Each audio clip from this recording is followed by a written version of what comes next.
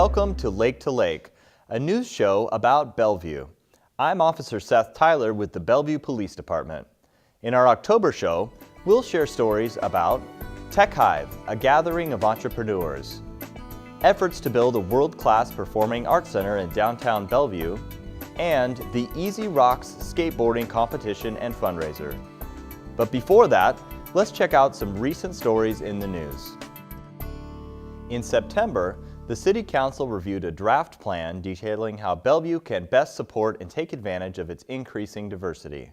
The report is part of the Bellevue Diversity Initiative, an effort launched 4 years ago to study diversity and recommend actions to ensure cultural competence in the government, the community, and the economy. Our diversity has changed, our city has changed significantly, and so this was really due, and it's a great, very thought-provoking and very meaningful piece of work. The council could approve a final version of the diversity plan by the end of 2014. Bellevue's biennial sculpture exhibition ends October 12th. Bellwether 2014 features more than 30 sculptures and installations at City Hall, Downtown Park, and points in between. Thousands of people have enjoyed the art, and here's a sampling of the work and what some people had to say about it. If you have the opportunity, take in Bellwether 2014.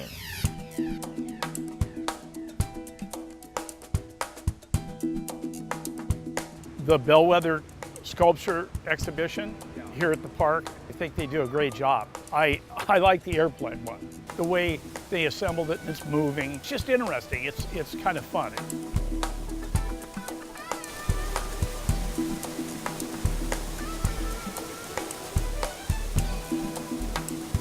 As I walked around, it was quite edifying, and I could really understand the flow of their ideas. I wish it would come to Seward Park in Seattle. I wish the sculpture exhibition would just travel around some more.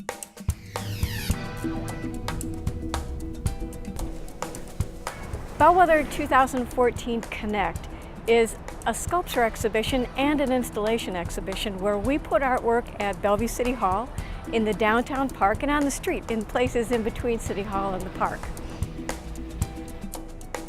I think one of the exciting things about the exhibition, especially this year, is that the artists seem to have really taken our theme of connect to heart. And we're talking about connect as it relates to the earth and to our community and to each other on a one-to-one basis.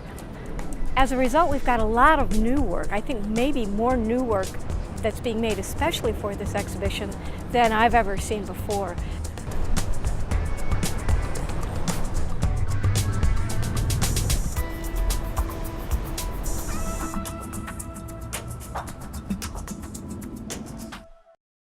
In September, City Hall was the scene for a new event called Tech Hive. It brought together entrepreneurs, venture capitalists, and others. Here's what some of the attendees thought about Tech Hive. The Tech Hive event is our inaugural event venturing into the startup world for the City of Bellevue. This was generated by the City Council adopting an economic development strategy in July. And one of their first tenets of that strategy was to explore the area of startups and entrepreneurs, venture capitalists, and try to create an atmosphere welcoming people to Bellevue, and to do that through a number of ways. One of them is through having events like Tech Hive. Tech Hive is an event designed to help entrepreneurs go from idea to investment and beyond. So what we do is we help our entrepreneurs more quickly figure out what are the right products that people are willing to pay for. We help them build their teams, and lastly, we help them raise money. I hope what everybody could see tonight is just, what amazing entrepreneurs there are in China today, like Alaska Life Technologies. The two numbers that really stuck out in my mind, when I heard their story for the first time, was that they could grow an acre to an acre and a half's worth of produce in a 40-foot shipping container. And second, they could do that with 90% less water and 90% less fertilizer. And they could put that close to the point of consumption. So not your typical mobile app startup, truly with the potential to change the world. So when we had the chance, when the City of Bellevue asked us, can we bring some really promising entrepreneurs here to Bellevue, it was really, in some ways, very easy to decide that Alaska Life Technologies were the people that we really, really wanted to bring here. We are very interested in expanding to Bellevue. We think that Bellevue has a great pool of talent that we need to draw from. Bellevue is also positioned quite well within Washington, but also regionally as kind of a hub for transportation and a connection to Asia in particular. Bellevue has become a natural gateway to the Pacific because our community has grown in the recent years into a very, very global community. We've always been very fortunate to have a great community that welcomes people from all over the world. I didn't even know Bellevue was interested in startups. So, something like that I think is really good, to get the name out and tell them like, yeah, we're open for business. We want other innovative companies to come here, add to the community. I think it's a great start. So, best of luck and keep on doing it. The bottom line is money. It's about getting taxes. It's about being able to provide public services of a high quality, to provide public safety and parks and streets and infrastructure. And to do that, you have to create revenues. These startups generate jobs, jobs generate revenues, and that's our business. So I look at this as a first lesson to be learned. We can learn a lot more, and it's just the beginning of the next step. Tech Hive was the first of several forums that city officials hope will encourage an entrepreneurial culture in Bellevue. Next up is Bellevue Startup Weekend. For more information on that event, check out the website listed below. Another high-priority project for Bellevue elected officials is Tateuchi Center, a proposed 2,000-seat performing arts center in downtown Bellevue. We spoke with some project supporters to get their take on the project. Tateuchi Center is a project and a dream and a plan to create a valuable performing arts center here right in downtown Bellevue that will serve the needs of the entire east side. Tateuchi Center has been on the drawing boards for a while, but not a lot of people of the larger Bellevue area know about it. And we would like everyone in every neighborhood, not just downtown, to know about it. The east side is in a long historical transition towards becoming one of the most livable cities in America. But it is lacking that key component, its own vibrant cultural center. The two big pieces, of course, are the concert hall itself and the cabaret theater space. The concert hall is a multi-purpose room. It can do everything from a single speaker or a solo violinist up to a full Broadway show. The 250-seat cabaret is a little like a jazz club. It's a little more casual. It's the kind of place you go in and sit down at a table with friends and order a drink and hear a great jazz group or a singer-songwriter from the area. In addition to that, the building itself has been really designed to be tremendously accessible and tremendously comfortable to audiences. It will be part of the circulation for pedestrians in downtown Bellevue all day long. It's not a building that we've designed to be locked up except when there's a performance going on. It's to be open all the time. It would be just so convenient to have it downtown. I think it would put us on the map nationally to have a world-class performing arts center. The Bellevue community has always supported the arts. They've always supported the schools. We have an amazing community. But this Tateuchi Center really has the opportunity to take that to the next level. In the arts, just like in any other subject, kids get really excited when they see that the learning that's going on in the classroom connects to real life. Well, for years, we used to do a field trip with 7th grade band and orchestra kids where we take them to Benaroya Hall. And it was an eye-opening experience for the kids to really see what world-class arts performance looks like. It's a whole nother level to have that here in our community. The Bellevue Youth Symphony Orchestra is currently celebrating the 50th anniversary season from 2014 to 2015. And next May, we will be performing a gala event at the Benaroya Hall in downtown Seattle. Beautiful space, but we would love to perform in our hometown, being the Bellevue Youth Symphony Orchestra. So the Tateuchi Center would be a beautiful venue to inspire our audiences and to inspire our students. We would love to have everyone in our community attend one of our community presentations. Tateuchi Center has been on the drawing boards for a while, but not a lot of people of the larger Bellevue area know about it. And so what we would like to do is go out with relatively short presentations that would involve a staff member from Tateuchi presenting the plans and the rationale for why we need a performing arts center right here in Bellevue. And then we would ask for feedback. The best way to schedule a presentation or get more information about the city's role in Tateuchi Center is to contact Mary Pat Byrne at the Bellevue City Hall.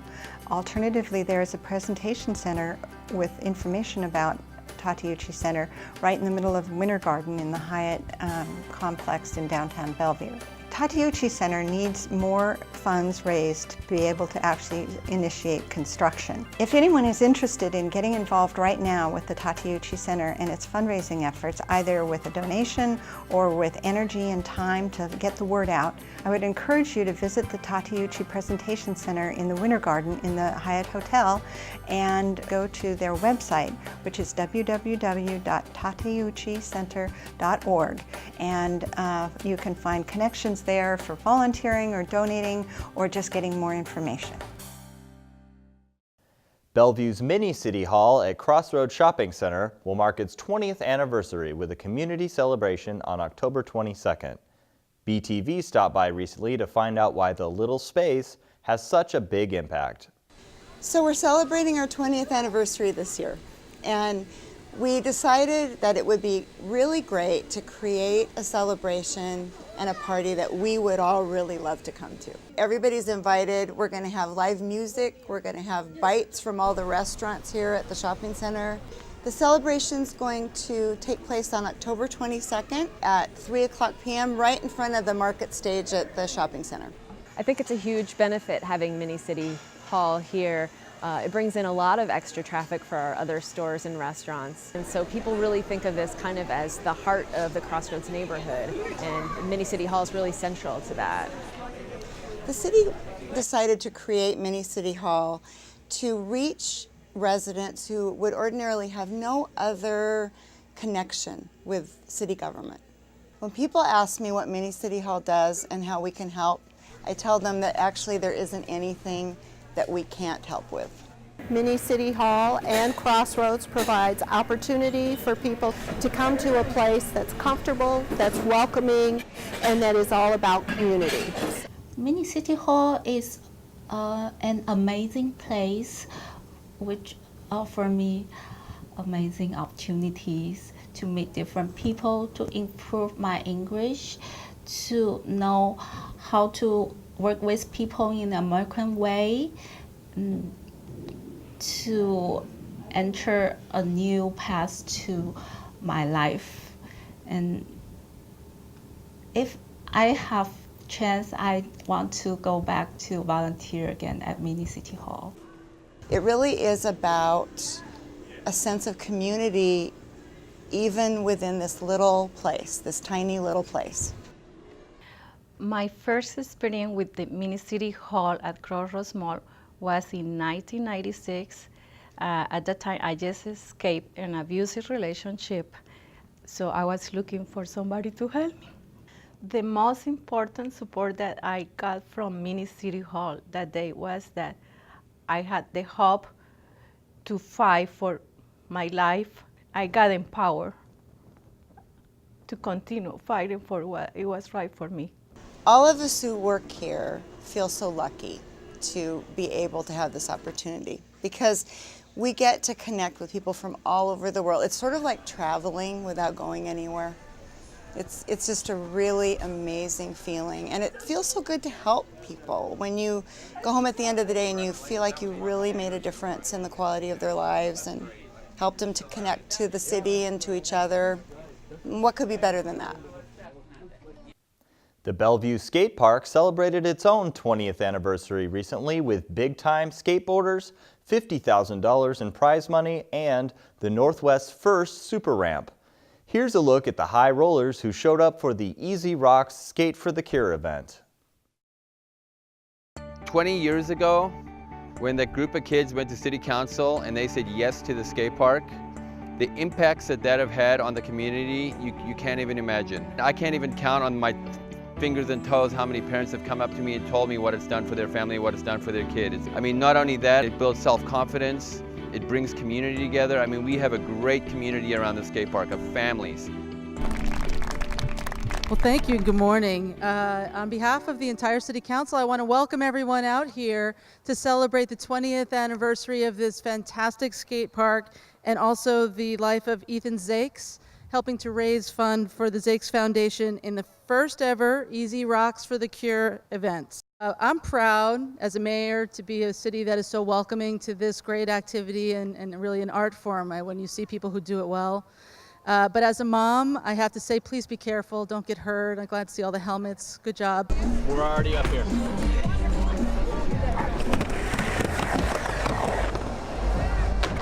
Well, we got the first ever highest air on a super ramp, never been done before. We have 5 other divisions going on our street plaza, different kind of skateboarding.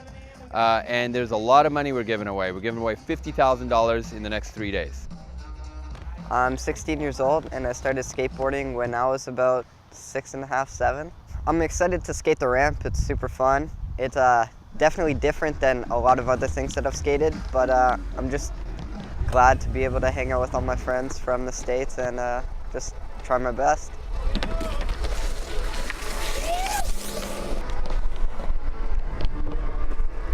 Well, we put this event together in memory of our late son, Ethan Zakes.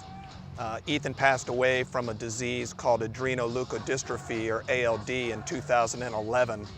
And he was an avid skateboarder, just loved the sport. And so our family formed a foundation called the Zakes Foundation with the primary goal of getting ALD added to the state's mandatory newborn screening panel. So for people that would be interested in trying to support our cause, to get involved in this initiative, we would direct them to our website. It's www.easyrocks.org. There's an opportunity to donate. There's an opportunity to learn more about the work that our foundation is doing, as well as learn more about ALD. The name is called Easy Rocks, Skate for the Cure. Easy Rocks. I didn't even know what that name was until a couple months ago, what it really meant. And what it did mean, I heard a recording of Ethan saying, his aunt asked him, so Ethan, how do you want to be remembered? And Ethan answered, I just want every skateboarder on earth to know that I rock. Fall is upon us. Here's our events calendar with cool activities in October and beyond. On October 4th from 9 a.m. to 4 p.m., come to the Great Glass Pumpkin Patch at Northwest Arts Center. Wander rain or shine through a pumpkin patch with thousands of hand-blown glass pumpkins. Admission is free and the glass pumpkins are $35 and up. For more information, call 425-452-4106 or email nwac@bellevuewa.gov. On October 11th, 10 a.m. to 5 p.m., enjoy Fun on the Farm at Kelsey Creek Farm Fair. There will be plenty of free entertainment, heritage demonstrations, tractor-pulled hay rides, and more. The entry is free, but there is a cost for food and some activities. For more information, call 425-452-7688 or email kelseycreekfarm@bellevuewa.gov. October 24th through November 2nd, Bellevue Youth Theater presents The Phantom Toll Booth at the Bellevue Youth Theater. The show is appropriate for all ages and costs $10 to $12 per ticket. For more information, call 425-452-7155 or email byt@bellevuewa.gov.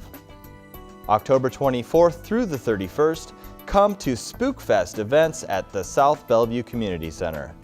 Activities include pumpkin races, carnival games, arts and crafts, and even nighttime zip tours. To register and for more information, call 425-452-4250 or email sbcc@bellevuewa.gov. I hope you enjoyed our show. For more information about featured segments, visit us online at bellevuewa.gov. We want to take a moment now to remember Ike the police dog, who passed away recently after a 10-year career with the Bellevue Police Department. His service was much appreciated. I'm Seth Tyler. Thanks for watching this edition of Lake to Lake.